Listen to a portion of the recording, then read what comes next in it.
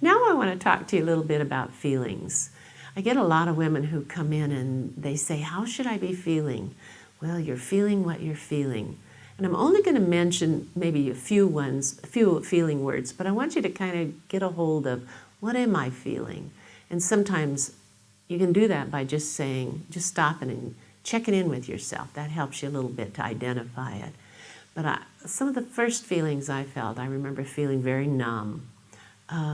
Just kind of, I'm sure my mind was racing, but I just felt sort of stuck or just dull. Dull is probably the best word I can identify it with.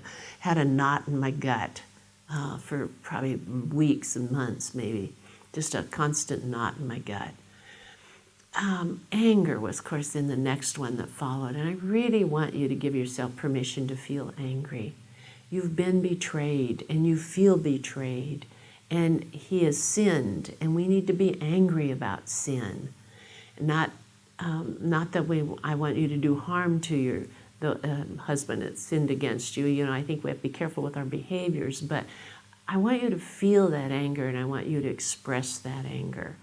He needs to hear how much he's hurt you. Don't cover it up, because he'll never understand the depth he's hurt you if you don't relay the feelings you're experiencing. It's part of your journey is to feel him and to let him know what you're feeling. The disgust, a lot of us feel disgust. You feel guilt. And again, I challenge you to be careful about guilt. It is his sin, not yours. And he's going to try to put it on you. And other people will try to put it on you. And don't take it. It's his guilt. But still, we feel guilty. You'll feel fear. Anxiety, that's a huge one. There's so much uncertainty right now. You know, is he going to act out again? You know, what am I going to stay or not stay? There's just a lot of confusion that comes with all of this too. And then what really confuses us is when we feel sometimes some real tenderness towards him. And it's like, how can I have those? But that is what you feel. And just give yourself permission to be there. Remember, I felt relief. When I finally heard the story, I felt relief because I'd been pushing and pushing and pushing about this, and he kept telling me I was wrong, and then I'd feel crazy and feel like this woman that hadn't gotten her head on straight. And I can just remember thinking, what kind of a Christian woman would be bringing up this kind of stuff when he says it wasn't happening? And the whole time he was lying, and yet I felt guilty for believing he was doing it. The other thing I want to kind of mention today especially is we all feel these feelings, whether we're going to go or we're going to stay. You have to know you go through a tremendous amount of pain. Either way you go, it's not an easy. If you divorce, it's not easy. You'll still feel all the feelings you feel whether you stay. You go alone. Not always is it easy to stay. Sometimes you still go alone even when you stay.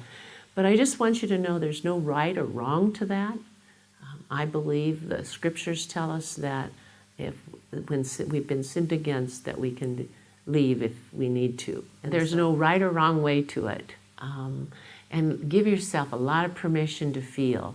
And sometimes one of the best things I think you can do in kind of pulling more feelings out of yourself is to begin to journal. And sometimes in journaling, you'll decide, is there something I need to do about this feeling? Or is it just how I'm feeling today? And so I think that'll can help you kind of narrow in on if there's a behavior that needs to go with it, or if you just let yourself feel. And if you're down and discouraged, that's just where you are.